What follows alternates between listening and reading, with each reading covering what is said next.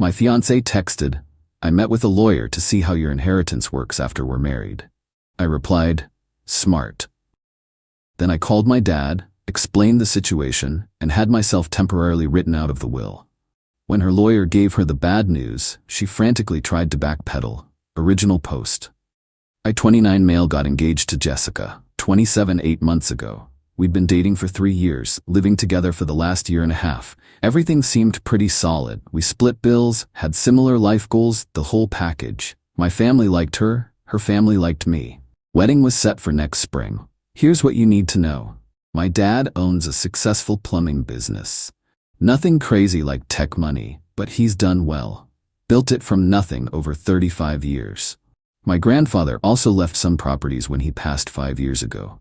Combined with my parents' savings and investments, there's probably about $2.8 million in assets. I have one younger sister, so eventually that gets split. Jessica knew about the business and that my family was comfortable. I never hid it, but I also never flaunted it. I work as a project manager at a construction firm, decent salary, nothing spectacular. We lived within our means. Last Tuesday, I was at work when I got this text from Jessica. "Hey babe, had a really productive lunch meeting with a lawyer today. Wanted to understand how inheritance laws work in our state after marriage. Super interesting stuff. We should probably discuss estate planning soon." I stared at that text for a good minute. She went to see a lawyer about my family's money. Without mentioning it to me first, I texted back, "Smart." Then I called my dad. "Hey dad, need to talk to you about something. Jessica just texted that she met with a lawyer about how inheritance works after marriage." Long pause. "I see," he said. "What do you want to do?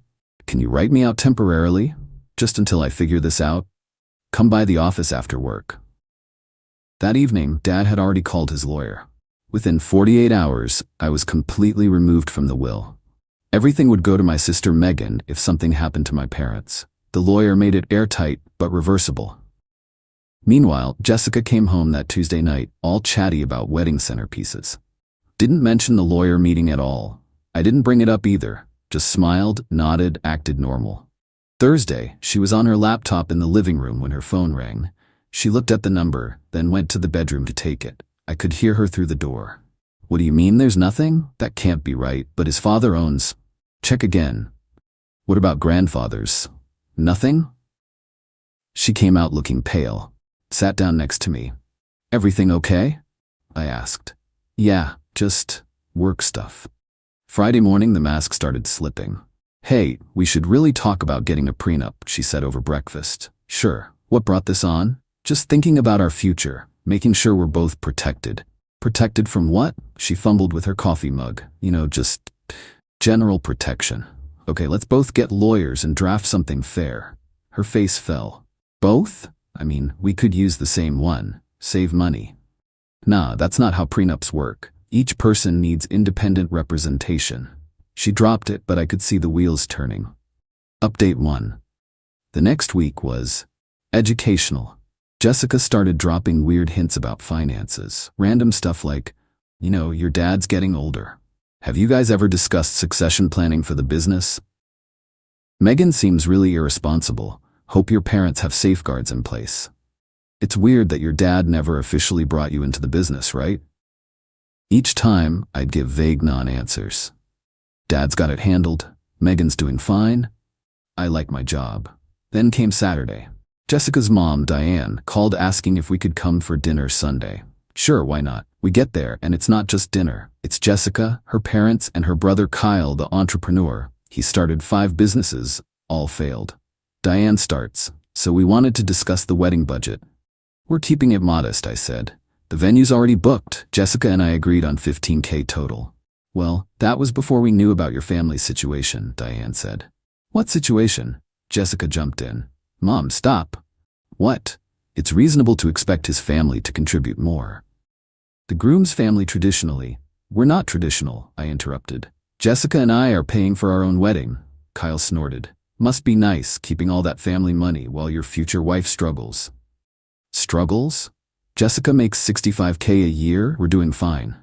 "But with what you'll inherit," Diane started. "I'm not inheriting anything." Dead silence. Jessica's voice was sharp. "What? I was removed from my parents' will earlier this week. Seemed like the responsible thing to do before marriage. The explosion was immediate. Jessica, what? When were you going to tell me? Why would I? It's my parents' money, not mine. Doesn't affect us. This is ridiculous. You can't just disinherit yourself. Actually, I can. Did. Done. Kyle, this is obviously temporary. You're just trying to protect assets. Protect them from what? I asked innocently. Jessica stood up. We need to leave. Now. The car ride home was silent until we got to our apartment. Then she unloaded. How could you do this without discussing it with me? Like how you met with a lawyer without discussing it with me. She went white. That's different. I was just getting information. Information about money that isn't yours and might never be mine. Why would you need that information, Jess? For planning. Our future. Our future based on my parents dying? That's not. I didn't. You literally went to a lawyer to find out how much of my family's money you'd be entitled to. That's morbid as hell. She started crying. I just wanted to make sure we were secure. We are secure. We both have jobs. We have savings. What we apparently don't have is trust. She went to stay with her friend Amy that night. Update 2. Jessica came back Sunday afternoon with what I call the full court press. First, tears and apologies. I'm so sorry. I see how it looked bad. I just got scared about our future. Amy's husband left her with nothing in the divorce and I panicked. Amy's husband was a gambling addict who emptied their accounts. I don't gamble. I know, I'm being silly. Then, love bombing. Cooked my favorite meals all week. Kept telling me how much she loved me. Lots of physical affection. Kept mentioning how good we were together, how this was just a bump in the road. Wednesday, she hit me with, I've been thinking. You're right, the prenup is smart. Let's both get lawyers and do this properly. But you should get back in your parents' will. It's not fair to Megan to handle everything alone someday. Dad's decision, not mine anymore. But you could talk to him. Why would I? Thursday, her mom started texting me. Long guilt trips about how Jessica was devastated. How could I not trust my future wife? How marriage meant sharing everything. I didn't respond. Friday was when it got interesting. Jessica's laptop was open on the couch when she went to shower.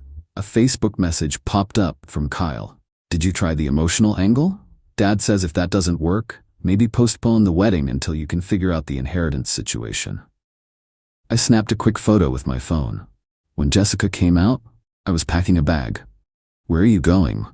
My parents' house for the weekend. Need some space to think. Think about what? Whether I want to marry someone who's treating me like a lottery ticket she's trying to cash in. She panicked. That's not what this is. Then what is it? Security is important to me. No, Jess, my family's money is important to you. There's a difference.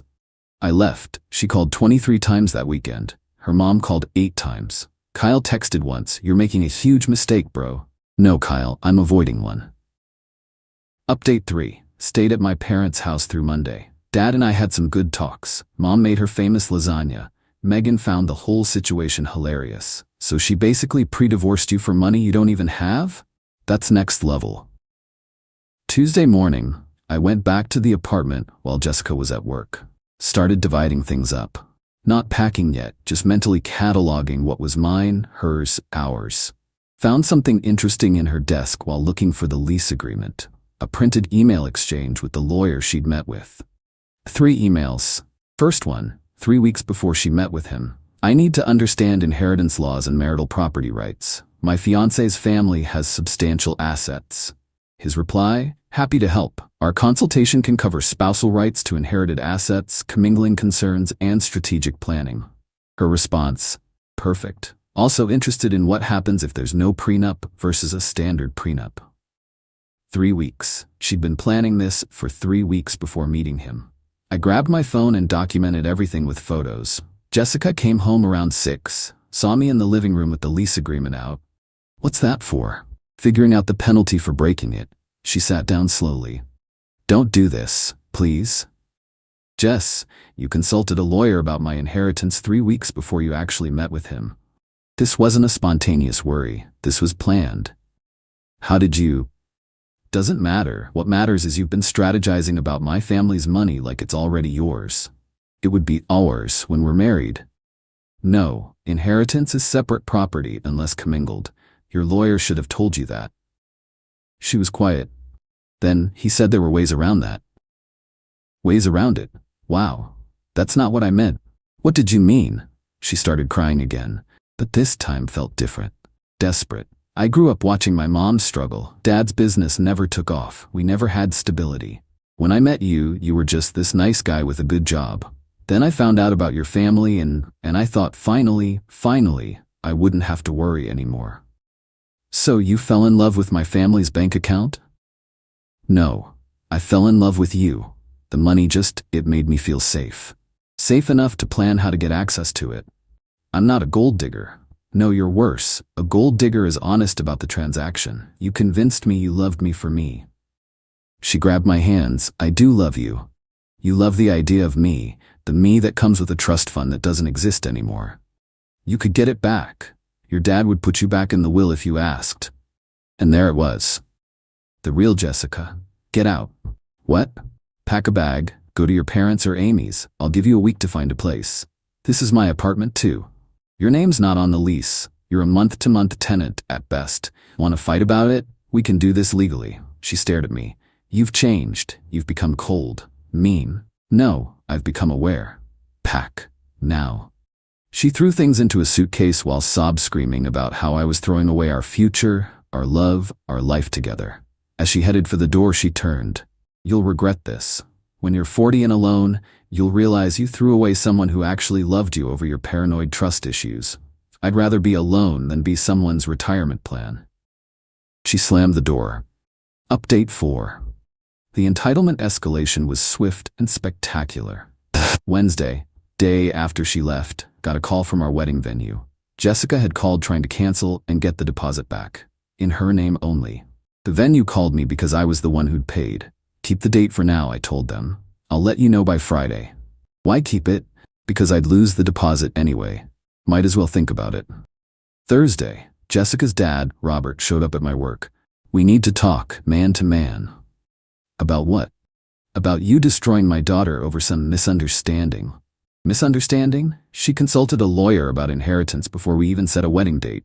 She's a planner. She likes to know things. You've traumatized her over doing research. Research, right? He leaned in. You need to fix this. Get back in your family's will, marry my daughter, and stop this nonsense. Or what? Or everyone will know what kind of man you really are. Someone who abandons his fiancée over nothing. Good. Tell everyone. Tell them she met with lawyers about my inheritance. Tell them she tried to steal our wedding deposit. Tell them everything. He left, but not before muttering about how I'd rue this day. Rue? Who says rue? Friday morning, got an email from Jessica. Subject line, formal demand. She wanted her share of the wedding deposits that I paid entirely, compensation for emotional distress, 3 months of living expenses since I illegally evicted her. Her engagement ring back? Wait, I bought that. She wanted me to pay her for the ring I bought. I forwarded it to my cousin who's a lawyer. He laughed for 5 solid minutes on the phone. Please tell me you're not considering any of this. Just want it documented. Saturday, the social media campaign began. Jessica posted a sob story about how her narcissistic ex threw her out with nothing after she tried to plan for their future. Her friends and family shared it widely. I posted nothing. But Megan went nuclear. She posted the screenshots I'd sent her of Jessica's messages with the lawyer, Kyle's Facebook message about the inheritance situation, and a simple caption, "When you try to rob my family, then play victim." The comments section was a bloodbath. Some of Jessica's friends quietly deleted their supportive posts. Sunday, Diane called in tears. You've ruined her reputation. How could you let your sister do that? I didn't let her do anything. Megan's an adult. Take it down. Not my post. Then make her. Make a 26-year-old woman do something? You obviously don't know Megan. We'll sue for defamation. Truth is an absolute defense. Your daughter wrote those emails. She was just protecting herself. From what? My non-existent inheritance? Click. Monday, today as I write this, the piece de resistance. Jessica showed up at my apartment at 7 a.m. with a U-Haul and 3 guys. Told them I was her abusive ex and she needed to get her things while I was at work. Except I work from home on Mondays now. Post-COVID schedule. I opened the door to find her directing these movers toward my furniture. "That couch is mine," she was saying. "I have the receipt that says otherwise," I said. The movers froze. They wanted no part of this. Jessica went white. "You're supposed to be at work." "Schedule changed. Also, that's breaking and entering you're attempting." "I lived here." "Lived. Past tense. You have no legal right to be here now." The movers were already backing away. The lead guy said, "Ma'am, we can't take anything without proof of ownership." "I'll show you proof." She actually tried to push past me into the apartment. I stepped aside, let her in, then called 911. "I need police assistance. My ex-fiancée is in my apartment, refusing to leave." Jessica's face was shocked. "Pikachu. You called the cops? You brought 3 strangers to steal my furniture." She ran out before they arrived, left the U-Haul running in the parking lot. The movers had to come back for it, apologizing profusely, gave them $20 each for their trouble. Final update. It's been 2 months now since the U-Haul incident. Here's where everyone landed. Jessica moved back in with her parents. According to mutual acquaintances, she's telling everyone I financially abused her by hiding assets and manipulating the legal system. She's also apparently engaged again. Yeah. Already. Some guy she met on a dating app who treats her like the queen she is. I looked him up out of curiosity. He's 51, recently divorced, owns a car dealership. Good luck with that, buddy. Her family still occasionally sends nasty messages. I document everything but don't respond. My cousin says if they keep it up, we can file for harassment. Kyle tried to start rumors that I was mentally unstable and needed help, but nobody who actually knows me bought it. He's still living at home, working on business idea number 6, something about NFTs for pet photos. I'm sure that'll be the winner. The wedding venue? Turned out my buddy Trevor had been planning to propose to his girlfriend. Sold in the reservation at a discount. Went to their wedding last month. It was beautiful. Jessica wasn't invited but somehow found out and posted about how I was rubbing her face in it. I wasn't. I was just eating chicken marsala and doing the electric slide. My dad did eventually put me back in the will, but with some new provisions. Any inheritance gets placed in a trust that can't be accessed by a spouse for 5 years after marriage. Smart man. Me? I'm doing all right. Therapy helped process the betrayal. Started dating someone new last month, a pediatric nurse named Grace, who actually insisted on splitting our first date bill because it's 2024, not 1950. Refreshing change. The ring? Sold it. Used the money for a killer home theater setup. Every time I watch a movie on my 75-inch OLED, I think about how Jessica's greed bought me this beautiful TV. It's petty, but it makes me smile. Looking back, the red flags were there. The way she'd make jokes about being a kept woman once we were married. How she suddenly became interested in my dad's business after we got engaged. The way she'd point out expensive things and say, "When we're rich someday." I thought she meant when we built something together. She meant when my parents died. The entitlement was always there, just hidden under a mask of love and affection. The moment she thought she had me locked down with an engagement, the mask started slipping. Thank God she got impatient and showed her hand before the wedding.